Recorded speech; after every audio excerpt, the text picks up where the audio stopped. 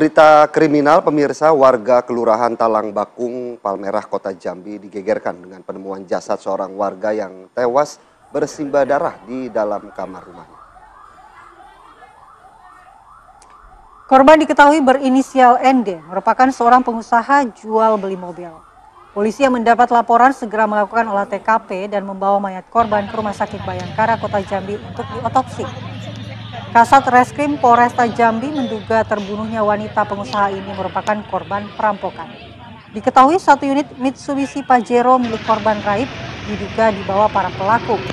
Saat ini polisi terus bergerak cepat dengan mengejar pelaku dan memeriksa para saksi termasuk asisten rumah tangga yang pertama kali menemukan korban tewas di dalam kamar pribadinya tersebut.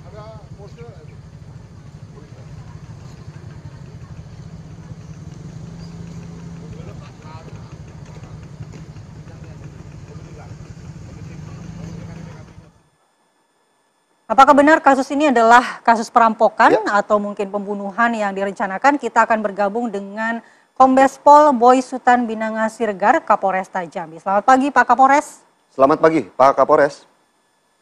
Selamat pagi Mbak, Mas. Ya Pak Kapolres, apakah benar kasus ini merupakan kasus perampokan dari hasil penyelidikan yang dilakukan oleh kepolisian? Ya betul Mbak, jadi memang telah terjadi perampokan ya 365 di Kelurahan Talang Bakung, Mbak. Iya, lalu apakah memang ini berniat untuk membunuh korban atau karena ketakuan ingin merampok, Pak Kapolres? Jadi hasil penyelidikan sementara ini Mbak, ya kita menyampaikan memang masih dalam tahap pencurian Mbak ya, pencurian dengan kekerasan Mbak ya. Jadi kita masih mohon waktu untuk membuktikan semuanya itu Mbak ya. Baik Pak Kapolres, kami juga penasaran Pak bagaimana kemudian kronologi awal pihak kepolisian mendapatkan kabar bahwa ditemukan sesosok mayat begitu yang ditemukan oleh asisten rumah tangganya sendiri dari pihak kepolisian Pak. Ya, jadi pada hari Kamis tanggal 2 Oktober kemarin Mbak, sekitar pukul 7.30 asisten rumah tangga atas nama AS dengan usia 45 tahun ya akan melaksanakan kegiatan seperti biasa. Ketika datang ke rumah korban NN ya, rumah korban NN, yang bersangkutan sudah mendengar teriakan sakit ya. Jadi masuklah AS itu melihat di kamar ibu NN itu sudah bersimbah darah. Sehingga yang bersangkutan AS teriak keluar. Datang juga suami AS ya. AS ini adalah asisten rumah tangga.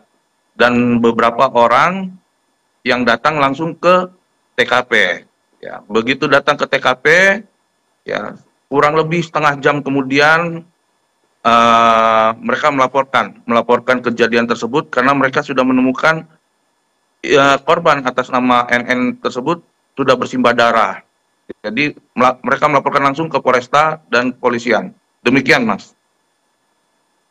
Ya, Pak Kapolres, apakah korban ini tinggal sendirian sehari-hari di rumahnya?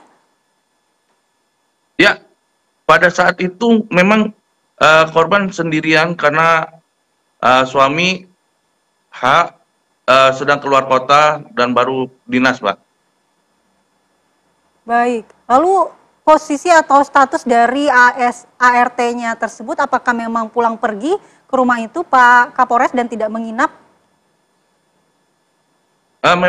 Memang ketika kami tanyakan untuk AS tersebut memang tidak menginap, Mbak. Baik, Pak Kapolres, berarti ketika ART ini menemukan majikannya begitu masih dalam kondisi hidup ya Pak? Betul. Dalam keadaan kritis, Mas. Oke, berarti meninggalnya masih di rumah atau dalam perjalanan menuju rumah sakit, Pak Kapolres? Jadi informasi ya memang saya pun ke TKP juga pada saat kejadian ya ataupun ditemukan oleh asisten rumah tangga dan diangkut ke ambulans menuju rumah sakit itu masih dalam keadaan hidup, Mas. Oke.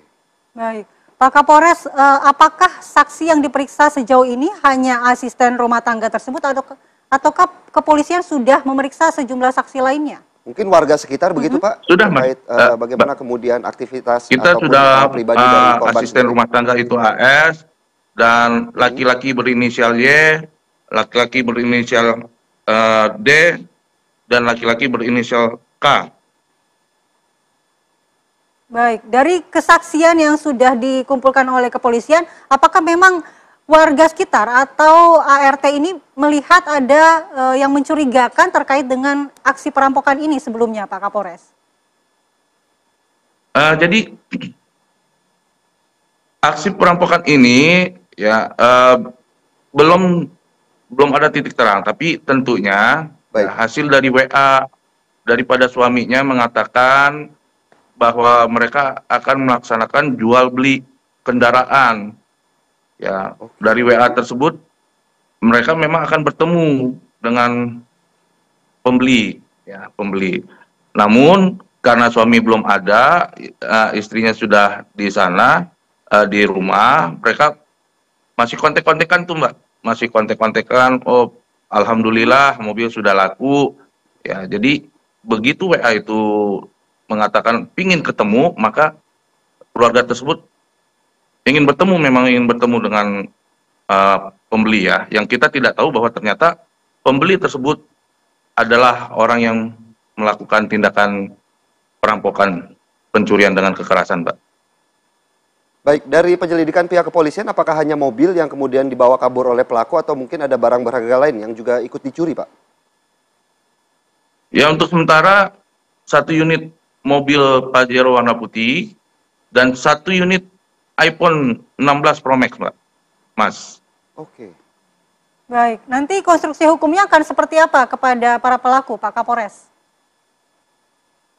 Ya, sesuai dengan aturan, Mbak, 365, bahwa dengan pelaku melakukan pengerusakan maupun juga penganiayaan, sehingga hukuman maksimalnya itu 12 tahun, Mbak. Baik.